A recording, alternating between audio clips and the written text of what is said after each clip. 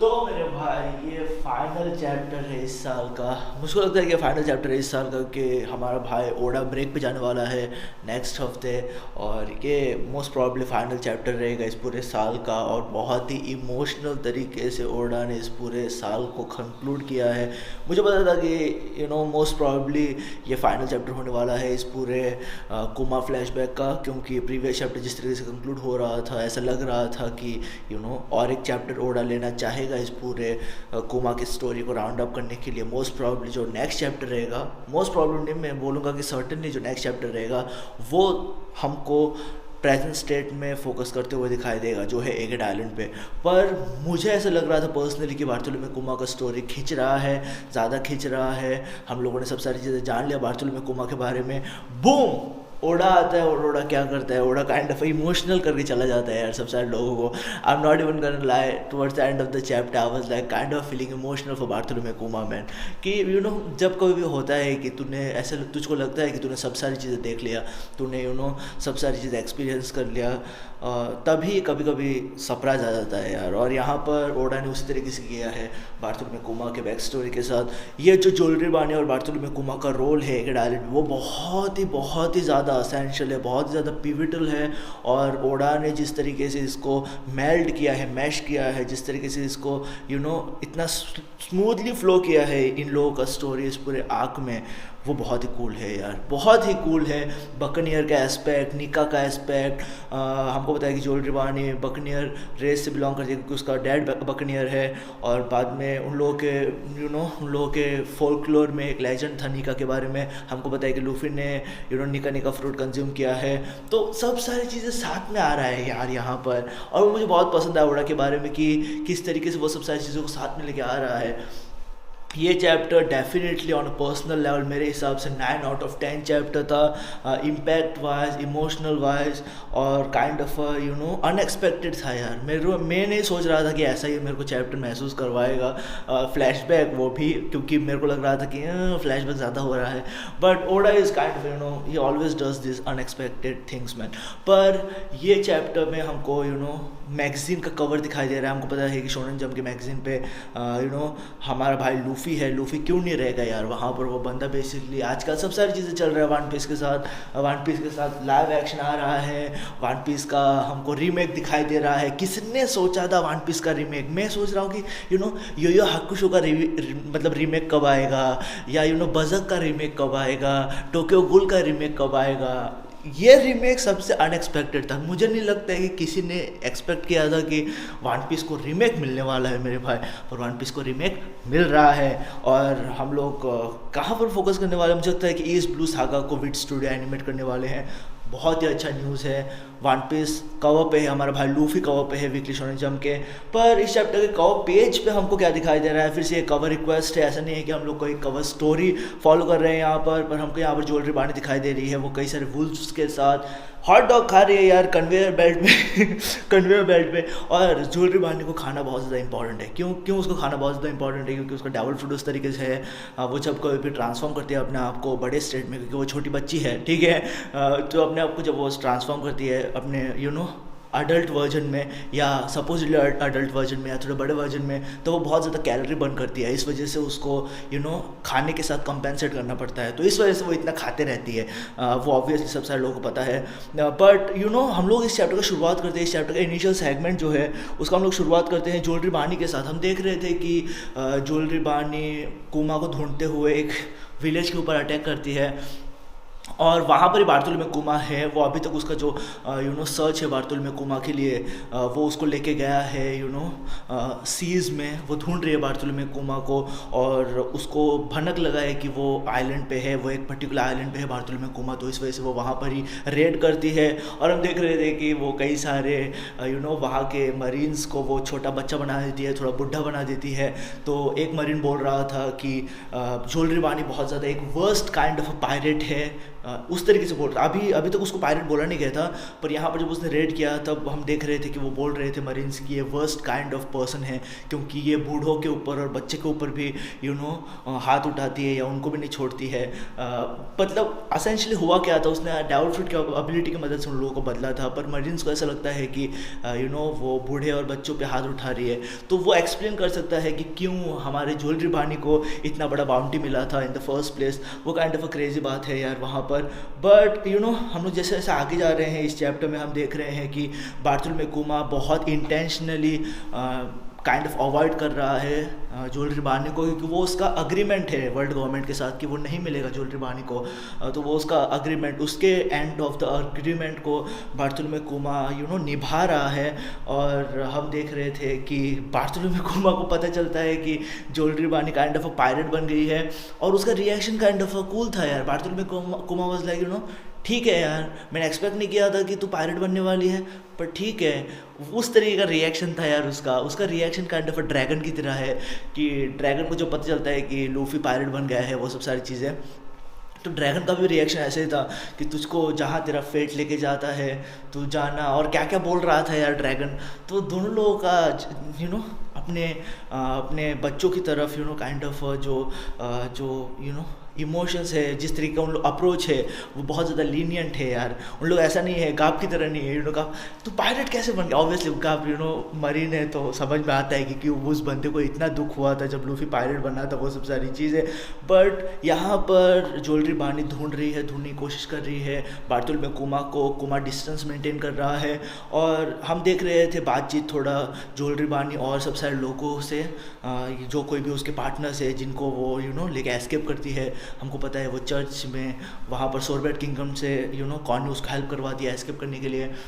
तो वो उन लोगों के साथ बात कर रही थी, और वो यहाँ पर स्पेसिफिकली बोलती है कि हमारे पास नहीं, उसके क्रू मेंबर्स बोलते हैं कि हमारे पास बहुत ज़्यादा टाइम है, हम लोग आराम से ढूंढ सकते हैं बार्थोलोमेव कुमा को। तो ज्वेलरी बानी बोलती है कि हमारे पास अगर टाइम है तो हम लोग थोड़ा आराम से ढूंढ सकते हैं, या हम लोग कोशिश कर सकते हैं ढूंढने के लिए नीका को, ठीक है।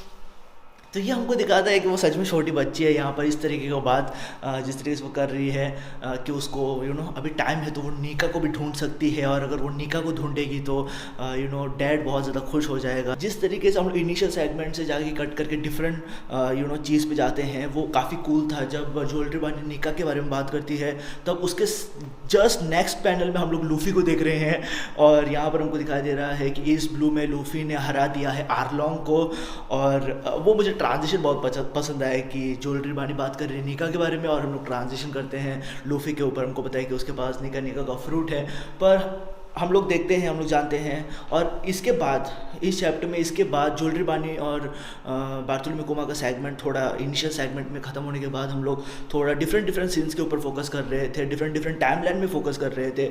जैसे कि लूफी हराता है आर्लोंग को, वो न्यूज़ पूरा फैल जाता है, उसके ऊपर बाउंटी गिरता है। हम लोग देख रहे थे ड्रैगन यहाँ से लॉकडाउन की तरफ जा रहा था, क्योंकि ऑब्वियसली ड्रैगन को पता है यार, ड्रैगन को भनक लग गया रहेगा कि बेसिकली लूफी वहाँ पर जा रहा था, वहाँ पर है वो सब सारी चीज़ें। और हमको पता है कि लॉकडाउन में वो बंदा आया था, स्मोकर को वो रोकता है लूफी के ऊपर अटैक करने से, और उस टाइम पे स्मोकर के पास लोगिया था मेरे भाई, तो डेफिनेटली स्मोकर एक बहुत बड़ा थ्रेट था लूफी के लिए, पर ड्रैगन आके रोकता है आउट ऑफ नोवेयर। तो यहाँ पर हमको वही दिखाई दे रहा है, हमको ड्रैगन दिखाई दे रहा है, हमको स्मोकर दिखाई दे रहा है।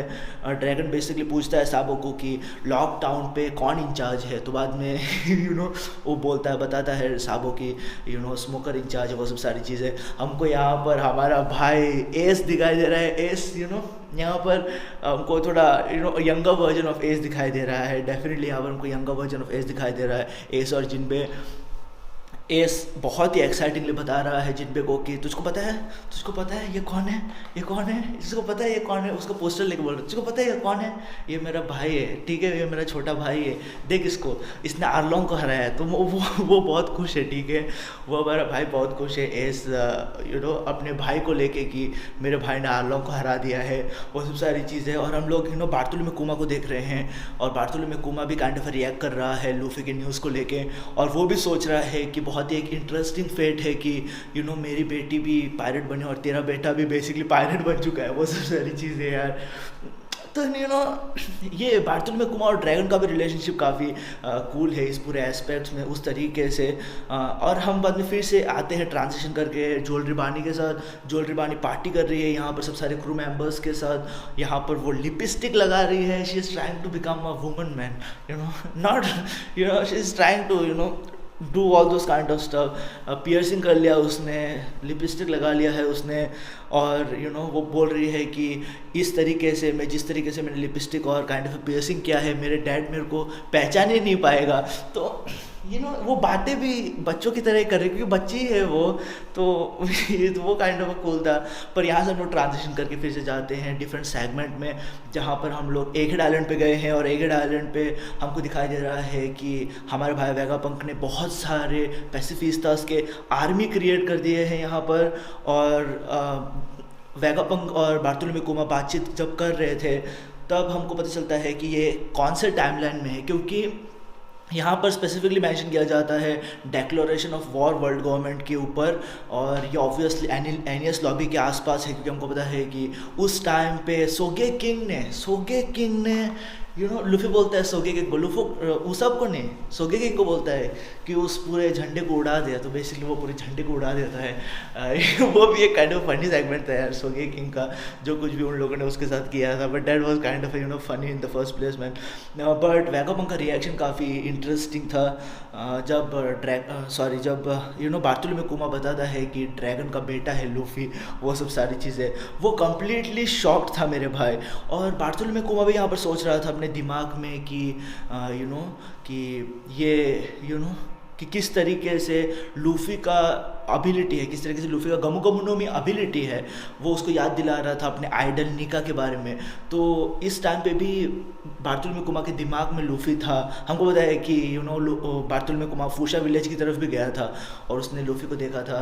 और बाद में जब हम लोग गोवा किंगडम में थे तब भी ड्रैगन बोलता है बार्तुलमे कुमा को कि हर एक पेरेंट्स का सॉफ्ट स्पॉट होता है, उनके बच्चे, वो सब सारी चीज़ें।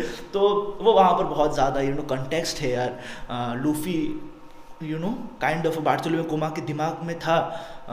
और वो हमको दिखाई देता है स्टडीली प्रोग्रेस होते हुए यहाँ से, इस चैप्टर में यहाँ से हमको दिखाई देता है कि बार्तुलमे कुमा का क्या क्या सोच था डिफरेंट फेजेस में स्टोरी में लेके, लूफी को लेके, ठीक है। तो नेक्स्ट सीन हमको लेजेंडरी थ्रिलर बाग का सीन हमको दिखाई देता है, लेजेंडरी थ्रिलर बाग का सीन हमको दिखाई देता है। और यहाँ पर हमको पता है क्या हुआ था यार। यहाँ पर हमको पता है गेको मोरिया को हराने के बाद ये बंदा आ गया था, इसको ऑर्डर दिया गया था लूफी को कैप्चर करने के लिए, वो सब सारी चीज़ें।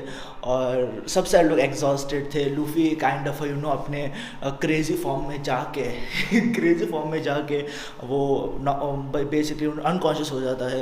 तो इस टाइम पे सिर्फ जोरो हमारा भाई खड़ा था इन द सेंस कि सब सारे लोग थे वहाँ पर, फ्रैंकी और क्रू सब सारे थे। लूफी अनकॉन्शियस था और बार्तुलमे कुमा आके सब सारे लोगों को सुलाने लगता है यार। बट जो सबसे बड़ा हाईलाइट था उस पूरे आर्क में, और मुझे लगता है कि one of the most top 3 में तो आएगा ये, one of the most craziest moment in one piece man. मुझे लगता है कि ये टॉप 3 में तो आएगा, और वो है नथिंग हैपेंड वाला मोमेंट, जहाँ पर कुछ भी नहीं होता है लिटरली। हमको पता है कि बार्तुलमे कुमा ऑप्शन देता है रोरोनोआ जोरो को कि तू अपने कैप्टन को बचाना चाहता है तो तेरे को तेरे कैप्टन का पेन सहना पड़ेगा, वो सब सारी चीज़ें। और जोरो सहता है यार उसका पेन, और हमको पता है कि क्या होता है वहाँ पर। बट उस टाइम पे भी मुझे सही से याद है, ये सब सारी चीज़ें करने के बाद बार्तुलमे कुमा जोरो को ये सब सारी चीज़ें करवाने के बाद हमको पता है कि बार्तुलमे कुमा वहाँ पर भी थ्रिलर बाग के एंडिंग सेगमेंट में भी हम देख रहे थे कि वो बोल रहा था Dragon you have a nice son, you have a son who has good friends as expected of your son, ऐसा बोल रहा था वो। तो वो हमने देखा है यार बार्तुलमे कुमा के साथ। और उस टाइम पे भी हम देख रहे थे कि उसका माइंडसेट क्या है, किस तरीके से वो देख रहा है लूफी को। बट आगे चलते हुए हमारा भाई बार्तुलमे कुमा साबाउदी आर्कपेलागो के पास था और वो बेसिकली यहाँ पर आया था मुझे लगता है कि वो आया था अपने बेटी को देखने के लिए। उसको यहाँ पर ऑर्डर्स नहीं दिया गया था, पर वो यहाँ पर था साबाउदी आर्कपेलागो के पास। और इस टाइम पे उसको न्यूज़ मिलता है वर्ल्ड गवर्नमेंट से कि हम लोग काइंड ऑफ एज को एग्जीक्यूट करने वाले हैं। और यहाँ पर हमको पता है कि ब्लैक बियर्ड और एज के बीच में फ़ाइट हुआ था। Black beard basically hand over कर देता है एज को वर्ल्ड गवर्नमेंट पे। या उनके बेस पे वो हैंड ओवर कर देता है। तो यहाँ पर बार्तोलोम्यू कुमा को, जब बार्तोलोम्यू कुमा साबाओ दी आर्किपेलागो पे आया है, तब उसको ये न्यूज़ मिल रहा है कि हम लोग एज को एग्जीक्यूट करने जा रहे हैं, और हम लोग ये काइंड ऑफ असेंशियली इसका मतलब ये है कि हम लोग वाइट बियर्ड पायरेट्स के साथ वॉर पे जाने वाले हैं। ये सब सारी चीज़ें वो यहाँ पर बता रहा था बार्तोलोम्यू कुमा को। तो बार्तोलोम्यू कुमा को ऑर्डर्स आया था कि तू एग्जीक्यूशन पे, जब एग्जीक्यूशन डेट है तब तेरे को वहाँ पर प्रेजेंट होना पड़ेगा ही, ऐसा उसको ऑर्डर्स आया था। पर बार्तोलोम्यू कुमा यहाँ पर अपने बेटी को देख पाता है यार साबाओ दी आर्किपेलागो में। हमको पता है कि सुपरनोवाज इकट्ठा हुए थे, सब सारे सुपरनोवाज इकट्ठा हुआ थे साबाओ दी आर्किपेलागो पे। हमको ड्रेक, किड, लॉ, जोल रिबानी, आपू, बाद में हॉकिंस, सब सारे बंदे यहाँ पर इकट्ठा होते हुए दिखाई दे रहे थे। तो जोल रिबानी को एक टाइम पे हमारा बार्तोलोम्यू कुमा खिड़की से देख पाता है मेरे भाई, ठीक है। वो लिटरली जोल रिबानी खाना खा रही थी, वो पिज़्ज़ा खा रही थी, वो सब सारी चीज़ें खा रही थी, वो खाई जाती है हमेशा। वो काइंड ऑफ उस एस्पेक्ट में भी लूफ़ी की तरह है, जैसे लूफ़ी खाया जाता है उस तरीके से जोल रिबानी भी खाई जाती है। वो भी काइंड ऑफ फनी है यार।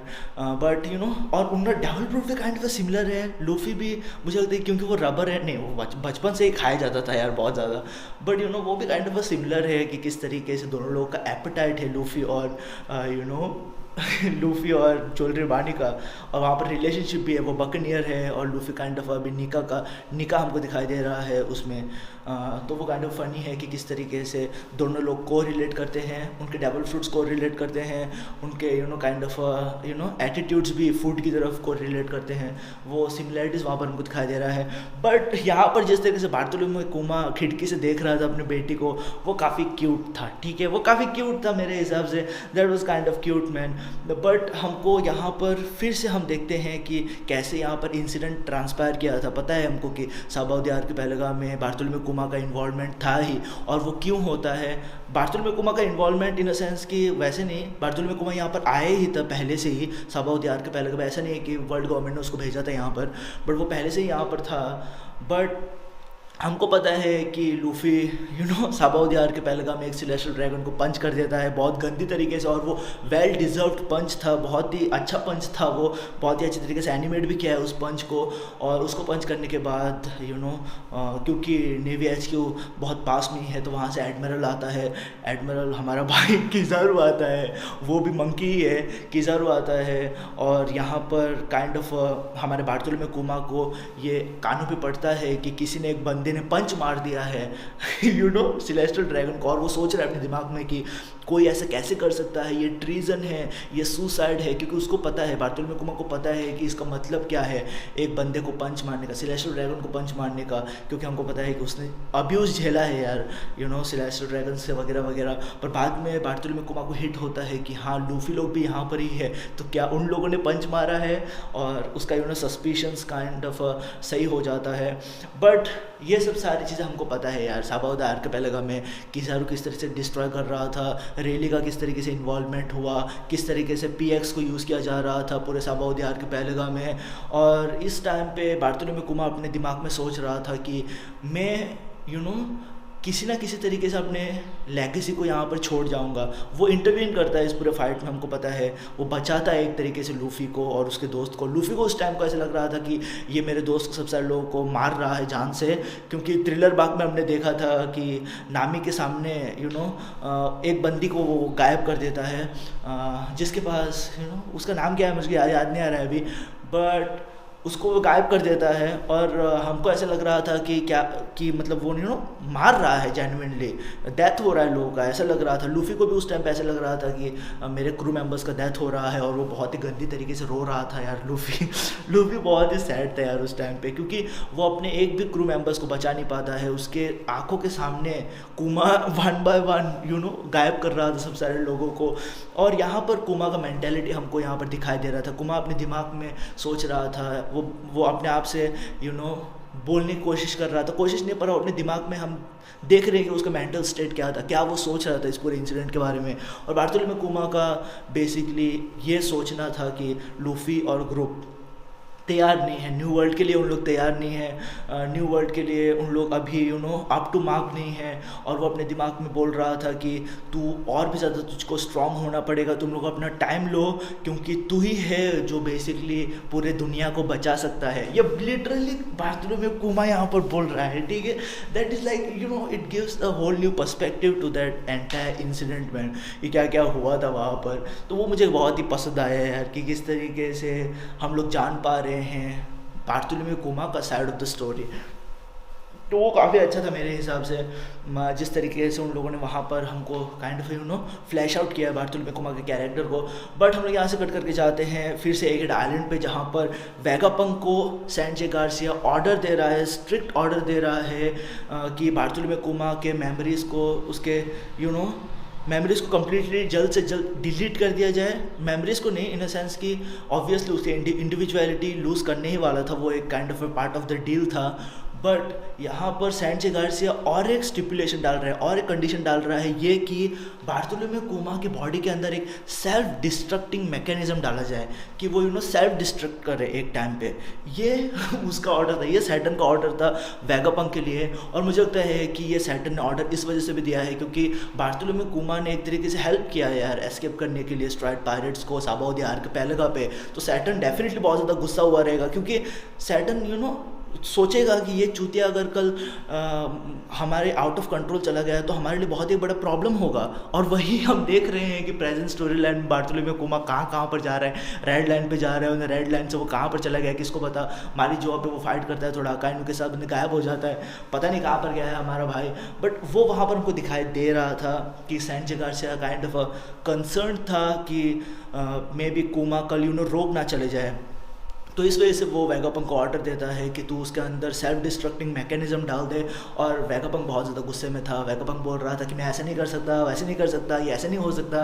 पर सैंचे गार्सिया बहुत ही अथॉरिटी के साथ बोलता है कि तू सिर्फ भाड़े पे मैंने तुझको एम्प्लॉय किया है, तू साइंटिस्ट है, सिर्फ तू मेरे लिए काम करता है, मैं तेरा बात नहीं सुनता हूँ, ऐसे बोलता है सैंचे गार्सिया वेगापंक को। और यहाँ पर वेगापंक हाँ बोलता है कि अच्छा हाँ मैं सेल्फ डिस्ट्रक्टिंग मैकेनिज्म डाल दूंगा, पर क्या मैं बार्थोलोम्यू कुमा के थोड़े ईगो को इंटैक्ट रख सकता हूँ।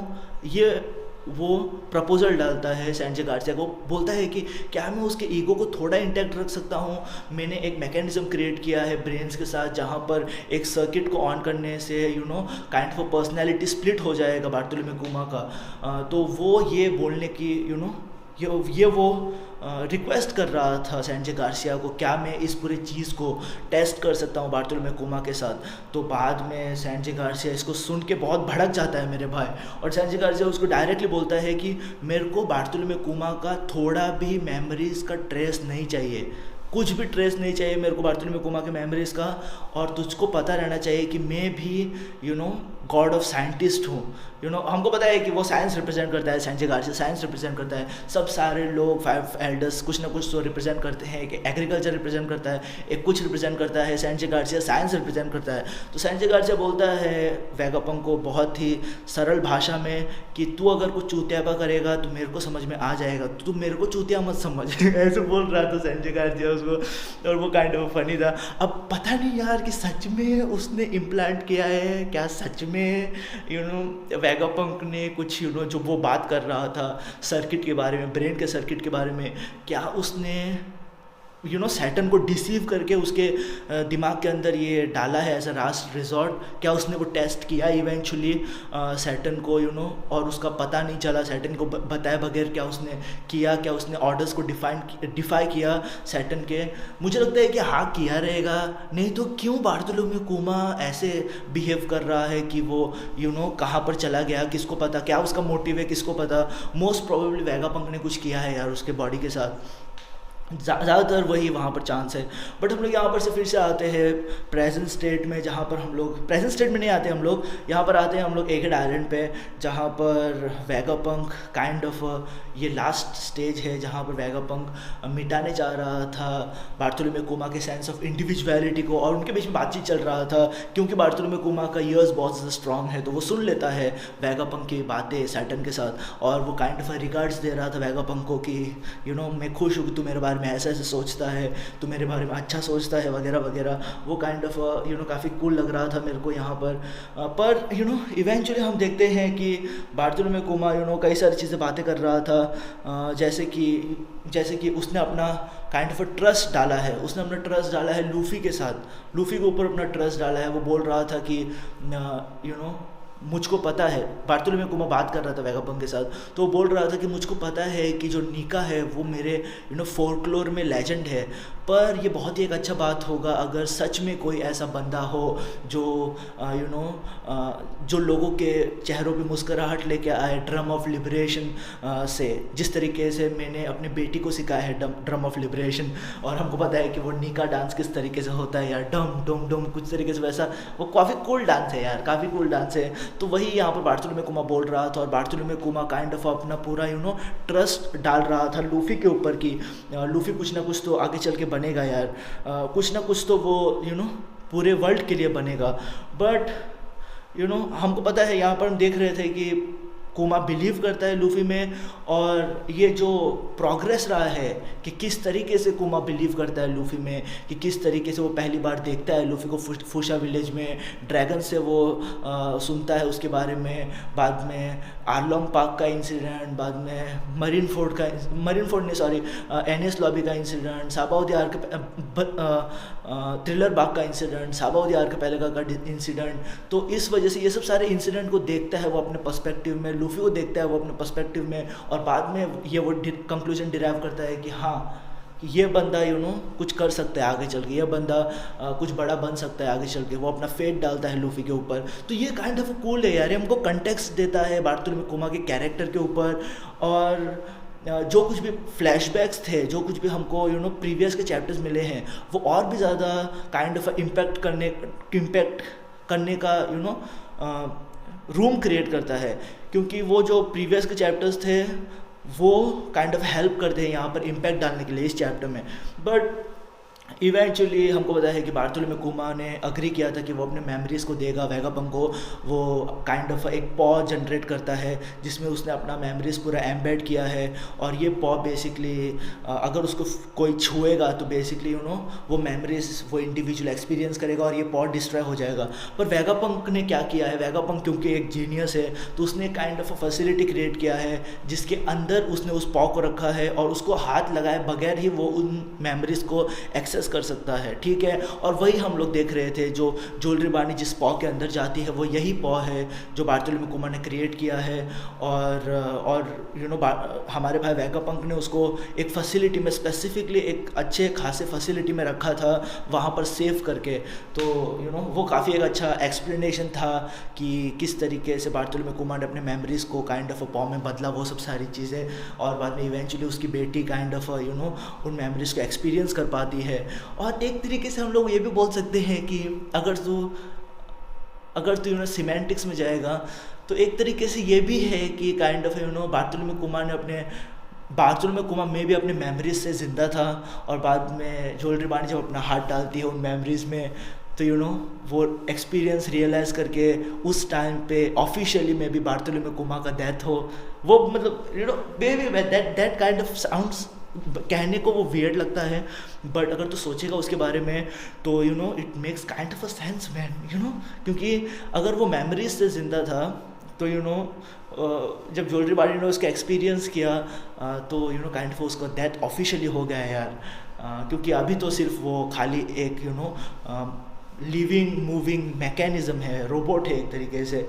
बट यहाँ पर बार्थोलोमेव कुमा जब उसका इंडिविजुअलिटी इरेज होने जा रहा था, जब वेगापंक उसका इंडिविजुअलिटी इरेज करने जा रहा था, तब वो बोलता है बहुत एक अच्छा डायलॉग यार कि ये दुनिया में हमेशा कुछ ना कुछ तो समस्या रहेगा ही, ये दुनिया में हमेशा कुछ ना कुछ तो समस्या रहेगा ही। और हमको पता है कि कितना ट्रबल्ड था बार्थोलोमेव कुमा, कि किस तरीके से उसके डैड ने उसको रेस किया, किस तरीके से उसका डैड बकेनियर था, उसके डैड का डेथ हुआ, माँ बाप का डेथ हुआ, और किस तरीके से बाद में उसको सेलेस्टियल ड्रैगन ने स्लेव बनाया। और यहाँ पर मुझे डिपिक्शन बहुत ही पसंद आया था यार, यहाँ पर बार्थोलोमेव कुमा भाग रहा है बार्थोलोमेव कुमा, और हमको काइंड ऑफ उसके डिफरेंट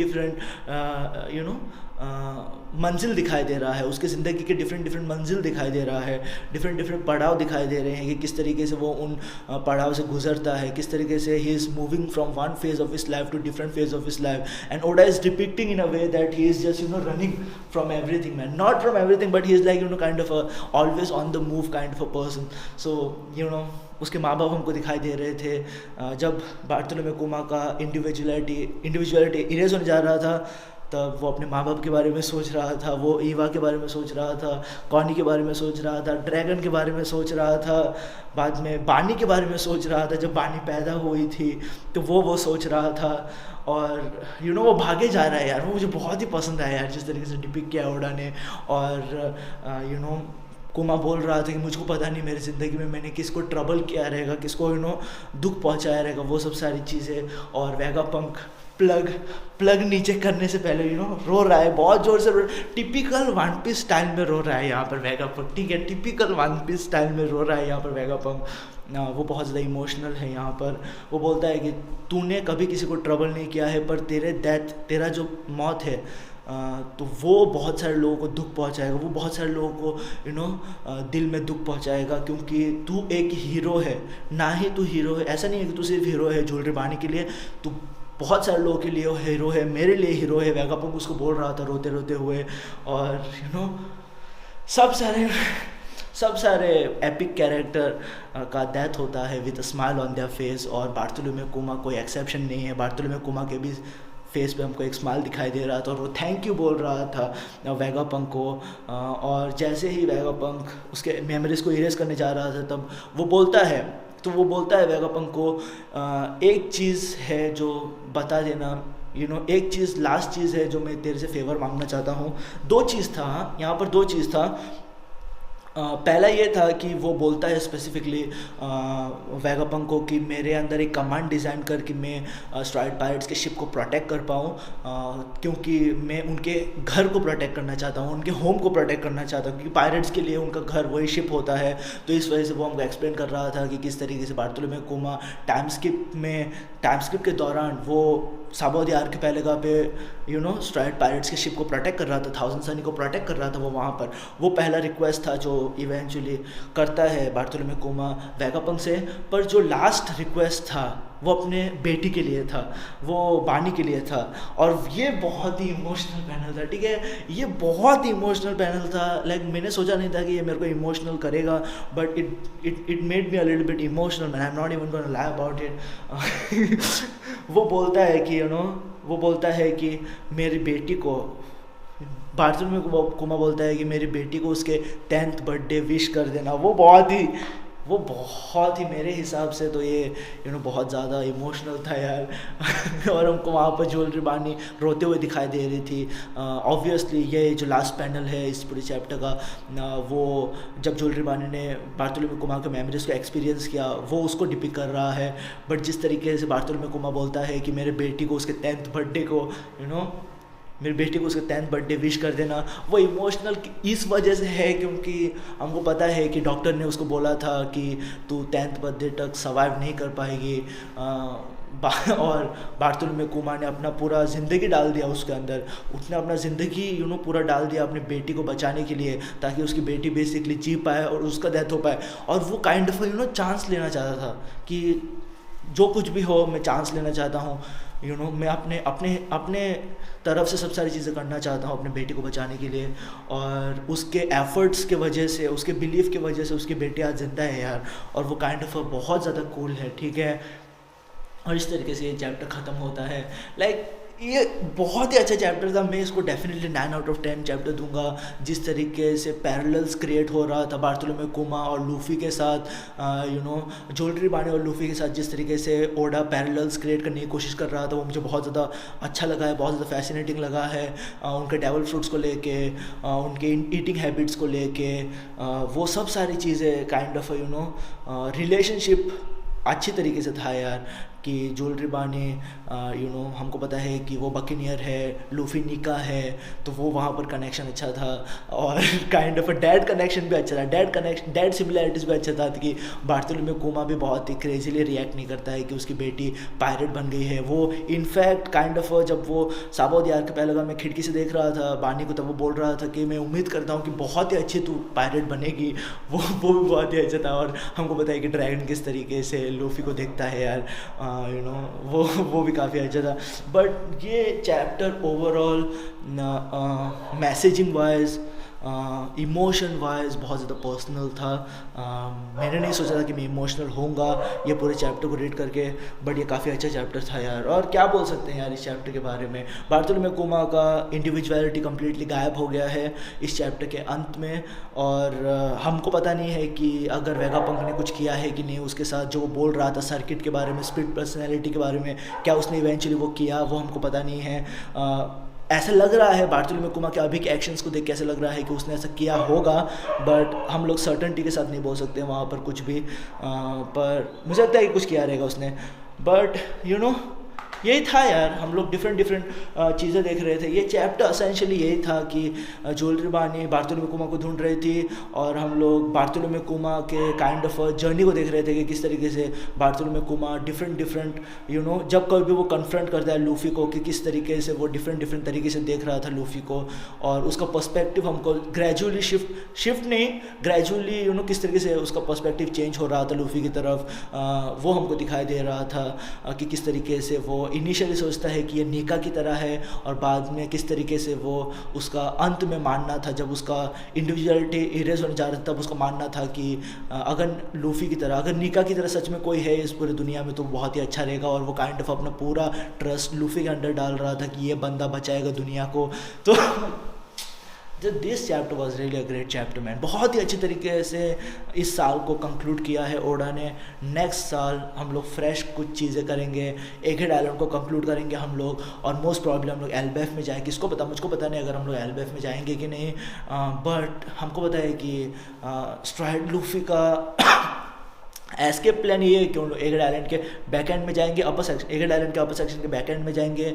वहाँ से उन लोगों का प्लान था कि उन लोग वेगा फोर्स को लेके एस्केप करने वाले थे, क्योंकि वो नॉर्थ ईस्ट के डायरेक्शन में है एल्बेफ, तो उन लोग वेगा फोर्स को लेके एस्केप करने वाले थे। पर किजारू ने वेगा फोर्स को कम्प्लीटली डिस्ट्रॉय कर दिया है।